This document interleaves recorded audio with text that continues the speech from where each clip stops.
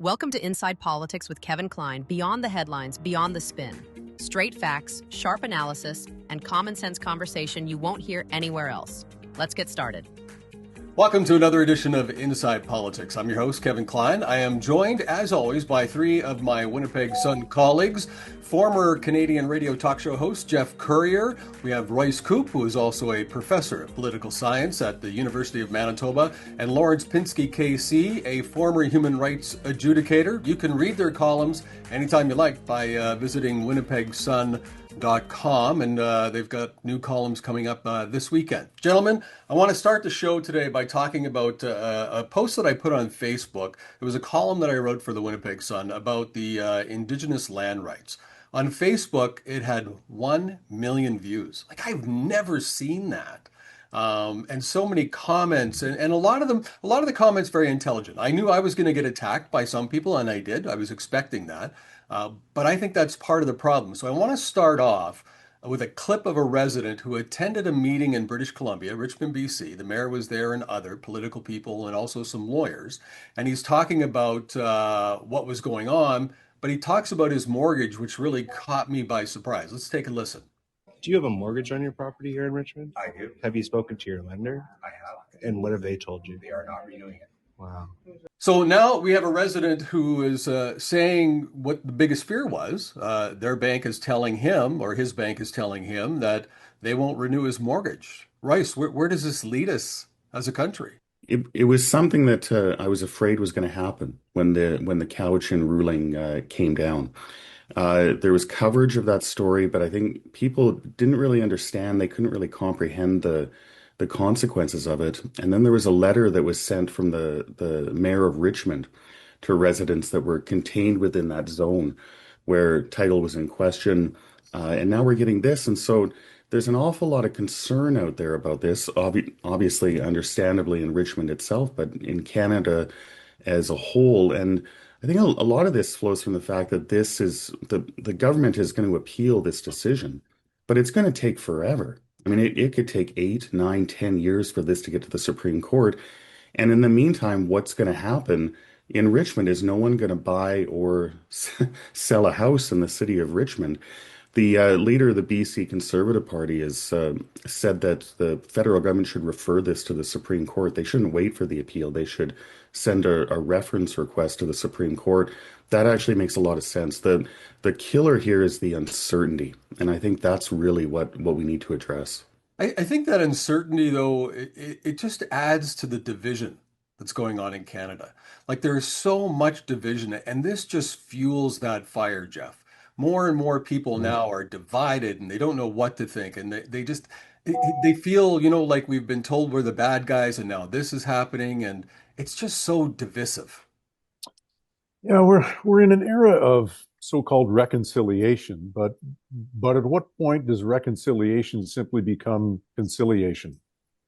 And I think most Canadians appreciate and understand the need for reconciliation and to right some of the historical wrongs that have taken place in Canada. However, as Royce pointed out, this is a concern because it comes down to property rights and land rights. And this is really tricky stuff because it's different depending on what part of the country you happen to live in. Here where we are in Manitoba, we've got a number of treaties that delineate where land was ceded and where it was not. British Columbia is a different kind of an animal, but there's no question that this issue is going to make its way across the Rockies and right across the country. Well, and we're seeing that already. We now know that just last week or this week in Quebec, a land rights claim has been made in court. They're asking for $5 billion, which includes part of the National Capital Region. So I believe they're suing Ottawa, the National Capital Region, Canada, and the Quebec government for $5 billion.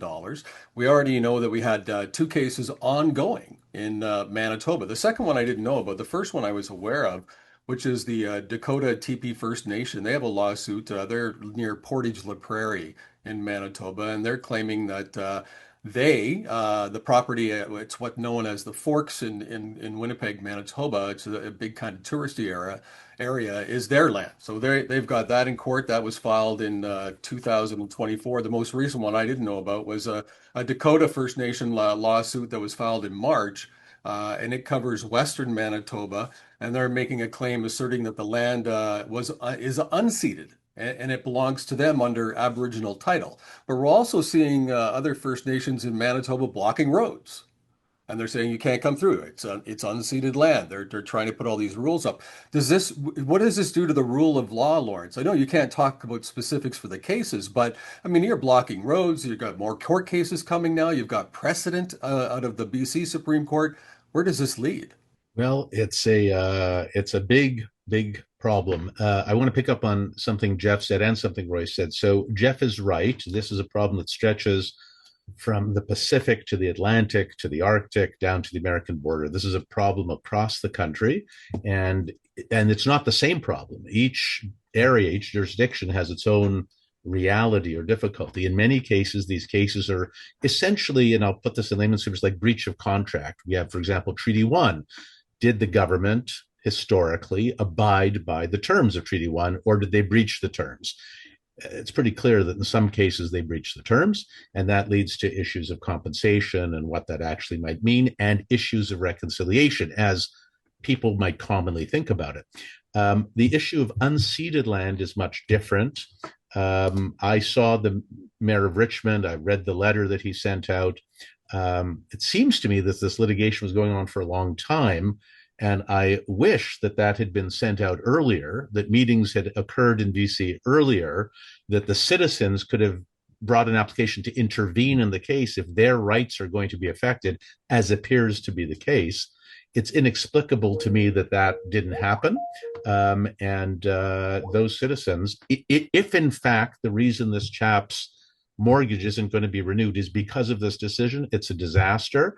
And the court, the government should go back to court to seek an injunction to stop it, or refer to the Supreme Court, whatever is faster. I would think the former is faster than the latter. Whether the bank would be satisfied with that, I don't know. I doubt. And so maybe the Supreme Court is the better avenue to actually go. But this is another disaster. It is divisive in terms of people being on the streets and blocking roads. That should not be allowed. There's actually a directive that the RCMP have, a protocol that started with Indigenous protests in terms of de-escalation. So they allow them to happen. And this is part of the fallout of Oka. Then, unfortunately, the RCMP and various police departments across the country applied that to Palestinian and Hamas protesters. And you lead to a giant problem across the country of lawlessness that needs to be stopped. Well, and I think I know when looking into some of the court documents that the government did ask to inform the public earlier, but the Indigenous group challenged that, so they didn't want to do that at this particular point in time because they didn't think private property was going to be a problem. So the judge ruled, no, we're not going to inform the public at this time. Along those lines. So yeah, a lot of people are saying this has gone on too long. The division is still happening. I think we're going to see more court cases come up. I want to talk a little bit about it. What doesn't make it any better is the goofball, who was singing the national anthem at the World Series, changing the national anthem. What is it with these entertainers or so-called entertainers that think that they have the right to change the words to our national anthem? Now, I'm not going to say anything about what he said, but he changed it, and they allowed that to happen, and mainstream media barely touched it. Royce, I mean, this is sacrilegious in some countries. You don't change the national anthem for political views. Yeah, just as a general point, the national anthem is something that's supposed to be unifying. It's supposed to be a symbol for the country as a whole. We actually did officially change the words to the anthem not too long ago, but that went through a debate in Parliament, and they came to agreement on that. I agree. It's not something that you should tailor based on your own concerns of the day or your own advocacy. It's something that is all of ours. And so If people are going to change the words, I would say you shouldn't be allowed to sing it anymore. Another thing is some people just sing it in a terrible way. This is a little pet peeve of mine. "Oh, Canada" is a march. It's supposed to be sung as a march, not in this, not like you're a Rihanna or something singing the Canadian national anthem. Let's get back to that. Vocal Yeah. Olympics, as I like to call them. Well, yeah, it's vocal acrobatics. I Yeah, blame no. Whitney Houston for that because everybody after Whitney Houston thought that they could turn it into a performance. We just want to see the game, really. Yeah. The Hasn't national anthem is Whitney? a formality. But Royce is correct that if you feel that you're unable to sing the words as they are written, then don't take the job of singing the national anthem. Now, we have changed the lyrics to our national anthem several times since the anthem was first written. By the way, "O Canada" was first written and performed in French, not English, which many Canadians don't know. But it was first written and performed in French. And the lyrics have been changed from time to time over the years, but they are what they are. These are the official lyrics. Either sing them or don't take the job. Yeah, but you're a performer. You've got a job to sing the national anthem, so sing it like you're supposed to. That's my problem. Like these people, and it seems to be actors and others that feel they have the right to start doing some, social engineering on the world stage. And this was a baseball game. This is not. This creates even more division, Lawrence. I agree. This is another symptom of the "I'm the most important person in my life" thinking. This is about parents who give their kids everything they want, who actually reward really nothingness. And we see then these people who grow up who say, "I'm the most important person in my life. I don't care about the public. I don't care about the country. Look at me. Look at me now, Mom." And it's actually really a travesty. Had he done it on key, it still would have been a travesty, but he was also off key, which was really annoying to me. Jeff is right. It's actually originally the maple leaf as a French nationalist symbol. The history of our flag and the history of our anthem is really interesting. Most people don't know it. I won't plague you with it here, but I'm a free speech guy, but I'm also a respect for tradition guy. And unfortunately, the singer at the World Series, he's a "I'm the most important person in my life" guy, and he needs a bit of an education. It's up to Canadians now to say, "Not acceptable. I'm not buying his stuff," and I hope whoever hired him sues to get their money back. Yeah, that would be Lawrence, my thing. the kids have a term for that. It's main character syndrome. Main character syndrome. They Yeah. haven't met Well, my dog. My dog apparently believes he is the most important thing in the world. So well, that all of a singer, sudden, this became an edition of Fun with Flags with Sheldon Cooper. But a little bit of history that we're learning. I still think, you know what, it is uncalled for. The Dodgers should have put out a statement apologizing. It was wrong. I think it was just terrible. Most of the media didn't beat it up. They just covered it like it was just one of those things. And Kevin, I do want to say two other things, though. yeah, Jeff, hasn't Whitney Houston been through enough? Stop blaming her. She's been through enough in her life. It's over. It's too late for her. And Royce, I just think sorry. she opened the door to people over singing. No, I know. I'm kidding. I'm joking. Yeah, but And you're right.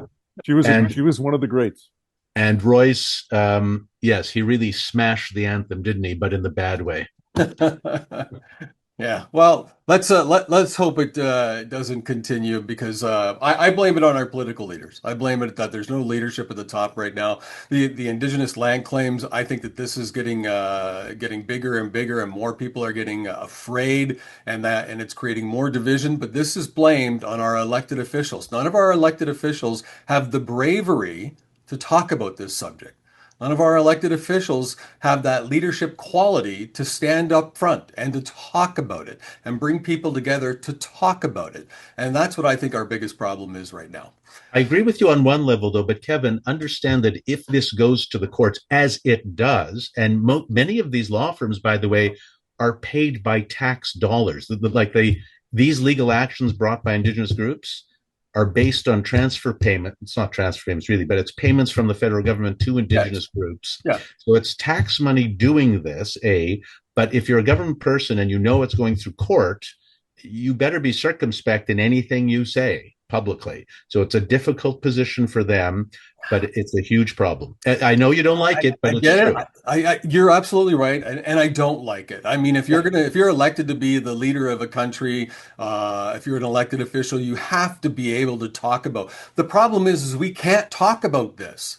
That's the problem. Everyone's afraid to talk about it, and we're going to let it go to the courts, and then who knows, what will happen in the courts. Part of the problem is also judicial activism. That's also part of the problem. And again, I don't want to make too many comments on that decision at this point, but that's also part of the problem. These are discretionary decisions in part, not entirely, but in part. And it could go one way or another in some cases. And again, they're not all the same. So let's see what happens. But this particular decision and the relief that seems to have flowed from it is very, very problematic without people whose rights being affected having a chance to be heard. That's not natural justice or procedural fairness. That's a disaster. The saddest part is that no matter which way it goes, people are going to be upset on one side or the other. Yeah, it's going to create more problems. I think on a serious note, for a lot of Canadians, there's an enormous amount of support for the concept of reconciliation. Mm-hmm. And most of them think that what reconciliation is that kind of ad hoc changing the words of the national anthem, these kind of little symbolic gestures. Well, no, actually, there's going to be cost to reconciliation. There's going to be trade-offs. And that ruling in Richmond, I think that kind of showed that people. And that's why there's the amount of interest, the amount of concern in it right now. Some people are discovering for the first time, wow, there's actually going to be real trade-offs to this. And I do think politicians have a role to play in treating this more seriously, more substantively than they have, and being honest about that with people. Well, we'll continue to follow this issue. Thanks for watching Inside Politics with Kevin Klein. Please like and subscribe to this channel and visit thewinnipegssun.com for more.